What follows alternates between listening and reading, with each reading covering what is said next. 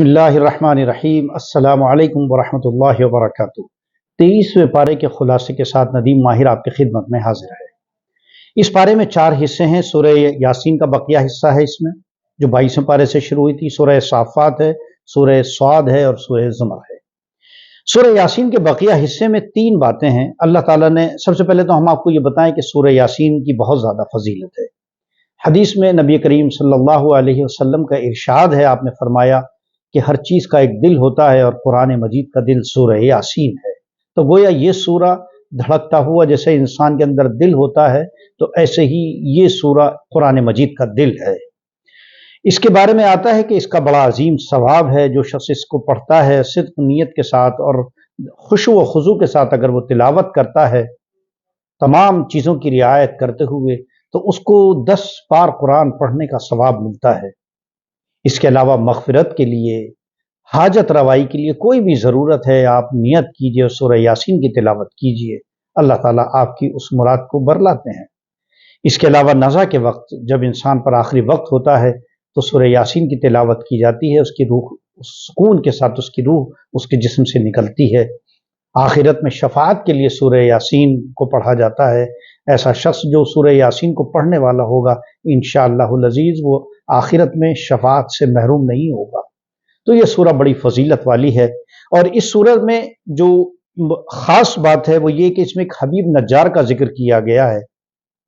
ایک بستی والوں نے 3 انبیاء کرام کو جھٹلایا اور ان کا انکار کیا، تو انہی کی قوم کا ایک شخص جس کا نام حبیب نجار تھا، اس نے انہیں بہت زیادہ سمجھانے کی کوشش کی، تو انہوں نے اسے شہید کر دیا، اس شخص کو، اس حبیب نجار کو۔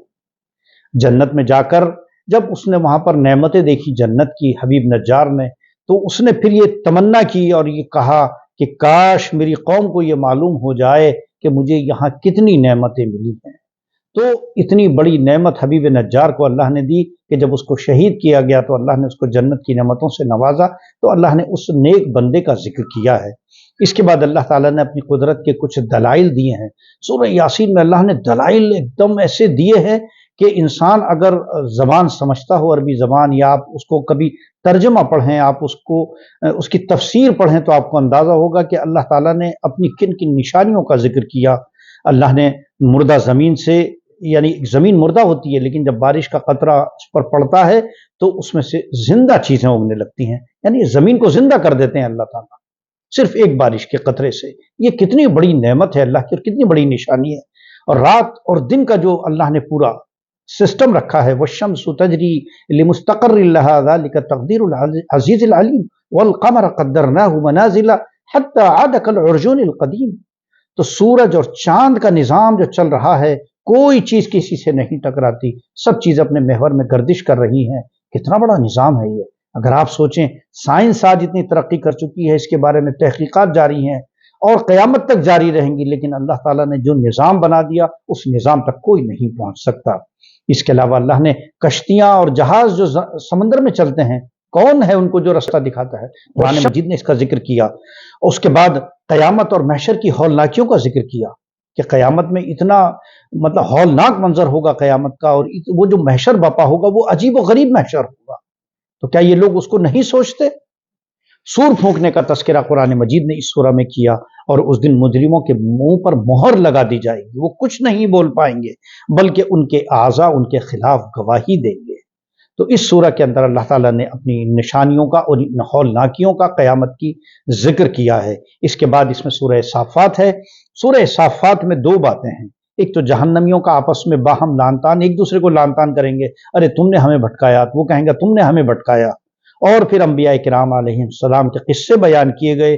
حضرت نوح کا قصہ بیان کیا گیا، حضرت ابراہیم علیہ السلام کی دعوت توحید، اور ان کے جو بیٹے تھے حضرت اسماعیل کے جو ذبح کرنے کا واقعہ، جو آپ نے سنا ہوگا کہ انہوں نے جب خواب میں دیکھا اور انہوں نے اپنے بیٹے سے کہا کہ میں نے دیکھا انی ارا فی المنام ان اذبحک، کہ میں نے دیکھا خواب میں کہ میں تمہیں ذبح کر رہا ہوں۔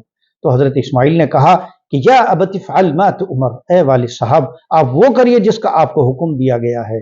चुनाचे वही हुआ। हज़रत इब्राहीम हज़रत इस्माइल को लेकर गए हैं और फिर आपने उनके जो है चेहरे मुबारक को आंखों पर पट्टी बांधी और वो छुरी चलाई है, तो अल्लाह ताला ने हज़रत इस्माइल को हटाकर एक दुम्बा उनके सामने रख दिया और उसकी कुर्बानी हज़रत इब्राहीम ने फरमाई।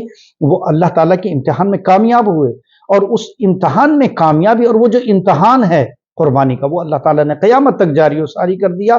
पूरा मुसलमान जितना भी दुनिया के अंदर मौजूद है वो क़यामत तक, और जब ये हज का महीना आता है, ज़िल हज आता है, तो हर मुसलमान उन 3 दिनों के अंदर उस कुर्बानी की याद को ताज़ा करता है और जानवर की कुर्बानी अल्लाह के सुपुर्द करता है और अल्लाह के हवाले करता है।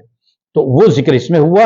हज़रत मूसा अलैहिस्सलाम और हज़रत हारून का जिक्र हुआ और फिर उसके बाद हज़रत इलियास अलैहिस्सलाम का किस्सा इसमें बयान किया गया। हमने उनको ऐसी कौम की तरफ बनाकर जो है नबी भेजा था जो बाल नामी बुत की पूजा करती थी। हज़रत लूत अलैहिस्सलाम की कौम का जिक्र हुआ जिसके अंदर शहवत परस्ती थी। हज़रत यूनुस अलैहिस्सलाम का जिक्र हुआ जिनको अल्लाह ने मछली के पेट के अंदर जो है वो मछली ने उनको निगल लिया और फिर हज़रत यूनुस को अल्लाह ताला ने जिंदा व सलामत बाहर निकाल दिया। फिर इसके बाद सूरह स्वाद आती है। सूरह स्वाद में जो है वो 2 बातें हैं। नंबर 1 तो ये कि तौहीद का जिक्र है कि तमाम इंसानों को और मौत और हयात ये पूरा निज़ाम अल्लाह के ज़िम्मे है, यानी तमाम इंसानों का निज़ाम। करोड़ों लोग, करोड़ों अरबों की तादाद में अब तक लोग दुनिया में पैदा हो चुके हैं और करोड़ों अरबों अभी क़यामत तक पैदा होंगे। पूरा निज़ाम अल्लाह के पास है। अल्लाह ताला ने इंसानों के रेटिना अलग रखे हैं, रेटिना अब तहकीक हुई है, उससे पहले फिंगरप्रिंट्स थे। तो ये तमाम चीज़ें, और दुनिया में जितने अफराद हैं उनके फिंगरप्रिंट्स मुख्तलिफ हैं, उनके रेटिना, उनकी आंखों के जो असर होता है वो बिल्कुल अलग है दोनों का, उनके जो प्रिंट्स हैं आंखों के। क़यामत तक कितने इंसान आएंगे, सबके ये निशान मुख्तलिफ हैं। क्या ये अल्लाह की वहदानियत को मानने के लिए कोई छोटी चीज़ है क्या? नहीं, बहुत बड़ी चीज़ है, ये अल्लाह की निशानी है।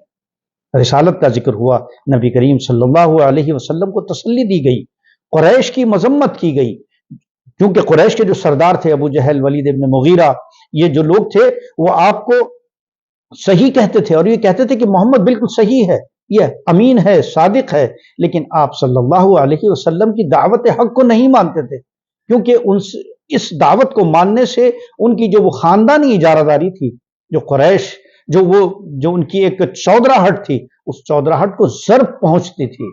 वो लोग इसलिए उस दावत हक को नहीं मानते थे। उसका जिक्र हुआ। फिर हज़रत दाऊद अलैहिस्सलाम को जो हमने नेमतें दी थी उनके शुक्र का जिक्र हुआ। फिर हज़रत अय्यूब अलैहिस्सलाम के सब्र का किस्सा बयान किया गया और दीगर अंबिया के किस्से इसमें बयान किए गए। और फिर उसके बाद सूरह ज़ुमर आती है जिसमें कुरान मजीद ने 2 बातें नकल की। नंबर 1 कि कुरान की अज़मत, कुरान से अजीम कोई कलाम नहीं हो सकता, और दूसरे नंबर पर तौहीद, अल्लाह को एक मानना। तमाम अल्लाह ताला ने इंसान को माँ के पेट में 3 तारीखियों में पैदा किया। मुशरिक की मिसाल ये बयान की कि उस गुलाम की सी है जिसके कई आका हों, और मोमिन की मिसाल उस गुलाम की सी है जिसका एक आका हो।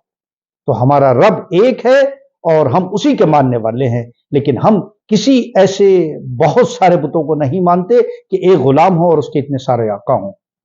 और ये सूरा, और उस वक्त उतरी, ये सूरत के बारे में आता है कि ये सूरा जो असल में इसके एक पस मंजर हिजरत हबशा भी था, क्योंकि जब मक्के में मुसलमानों के ऊपर कुफ्फार का जो जुल्म था वो उरूज पर था, तो अल्लाह ताला ने ये सूरा नाजिल फरमाई और इसके अंदर मुसलमानों के लिए ऐलान कर दिया गया कि अर्ज़ुल्लाहि वासिआ, अल्लाह की ज़मीन कुशादा है, यानी अब हिजरत की तैयारी करो। चुनाचे हिजरत हबशा हुई है और फिर उसके बाद आप सल्लल्लाहु अलैहि वसल्लम ने भी मक्के की जानिब हिजरत की है। ये था आज का 23वें पारे का खुलासा। नदीम माहिर को इजाज़त दीजिए इस उम्मीद के साथ कि आप हमारी वीडियो को शेयर कीजिए, खैर को फैलाने का जरिया बनिए। कल इंशाअल्लाहुल अज़ीज़ 24वें पारे का खुलासा लेकर आपके दरमियान हाजिर होंगे। अब बस ये चंद रातें रह गई हैं, ये 6-7 दिन रह गए हैं सिर्फ ये रमज़ान के, जिसमें खूब दुआएं कीजिए, उम्मत मुस्लिमा के लिए दुआएं कीजिए, अपने लिए दुआएं कीजिए, हमारे लिए दुआएं कीजिए, एक दूसरे को अपनी दुआओं में याद रखें। नदीम माहिर को इजाज़त दीजिए, कल इंशाअल्लाहुल अज़ीज़ फिर मुलाकात होगी। अस्सलामु अलैकुम व रहमतुल्लाहि व बरकातहू।